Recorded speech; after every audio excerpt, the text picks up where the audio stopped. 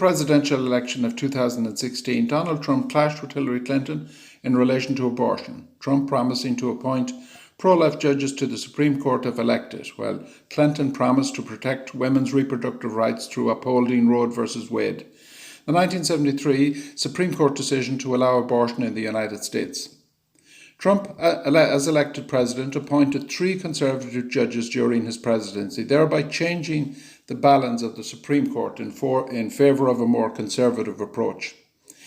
He appointed Niall Gorsuch in April 2017, when he was just 3 months in office.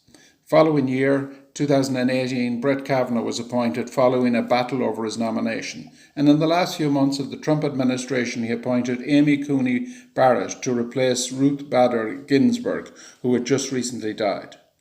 This was a remarkable achievement for a one-term president, given that people like Bill Clinton, who was in office for 8 years, had only an opportunity to appoint one judge, Stephen Breyer, appointed in 1994 in Clinton's second year in office. All 3 Trump judges voted to strike down Roe v. Wade last week, which has sent shockwaves through the nation and may yet either damage Trump as a politician or lead to his return in 2024 as president. Democratic leaders were outraged at the court's decision, President Biden referring to it as a tragic error which leads the nation down an extremely dangerous path. Bill Clinton said it was reflected the will of a small minority above the clear will of the people, while Alexandria Cortez, representing the younger generation, said she believed the court's decision was illegitimate. Nancy Pelosi said that some Republicans in Congress were planning a total ban on abortion nationwide. This means abortion rights will be one of the major issues in the November midterm elections. Protests are planned in several cities by pro-abortion groups over the next number of days and weeks. The decision is a shock to Liberals who see it as the biggest setback to their agenda for decades. It may be seen in history as the most important legacy of the Trump presidency. The Supreme Court ruling said that the Constitution does not confer the right of abortion, and that this ruling will return the authority to regulate abortion to the people and their elected representatives, so that from now on, states rather than the federal government will decide the issue. However, there can be no doubt that the immediate implications of the ruling as millions of women will lose their automatic right to abortion within their own state. 13 states have anti-abortion laws already in place in the event of the collapse of Roe v. Wade. Many states will reenact anti-abortion laws which were in place prior to Roe v. Wade. States like Oklahoma, North Dakota, South Dakota, Missouri and Alabama will immediately implement such laws and close down their abortion clinics in the immediate days ahead. Others, such as Wyoming, Mississippi, Louisiana and Kentucky, will follow suit within a very short time. The Supreme Court decision will have an immediate and shocking effect on these states. However, the more liberal states such as New York, Massachusetts, California will not be affected at all by the ruling. The Supreme Court does not ban or restrict abortion. It simply allows the states to decide for themselves what they wish to do in terms of this issue. Hence, the November elections will be hotly contested in several key states. Up to half the states, 20 to 25 states, will either ban or place limits on abortion in the future.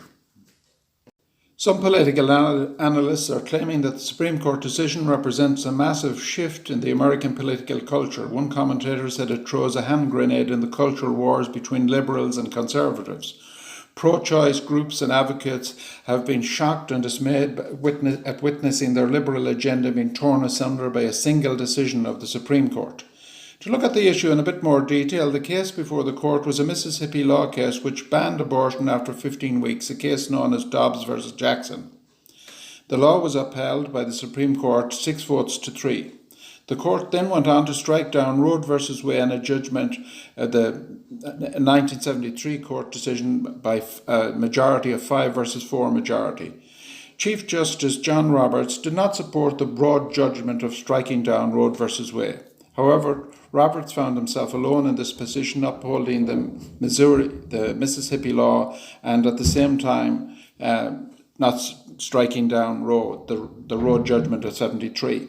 Roberts was attempting to steer a middle course, but he was alone in this position. Roberts actually was an appointee of George W. Bush in 2005, but he failed to support the conservative values of the Republican Party on this issue.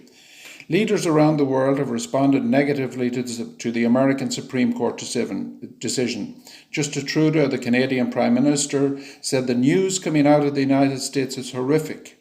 American women are now set to lose their legal rights to an abortion. Such anti-Christian views are typical of many world leaders, the General Secretary of the UN, for instance, Antonio Guterres, repeating a similar line. Meanwhile, at home in the United States, Christian leaders such as TV evangelist Andrew Womack have welcomed the news, seeing it as the will of God in the decision. Pro-life groups have also been delighted and have shown their response on the streets. Donald Trump, when asked for his response, said he's seen it as a decision of God. In terms of politics, America is now split on this issue, with opinion polls showing a majority in favour of some limited form of abortion. Donald Trump is seen as the villain by millions, but he may yet emerge as the presidential winner in 2024. Please subscribe to my channel. Thank you for watching. John.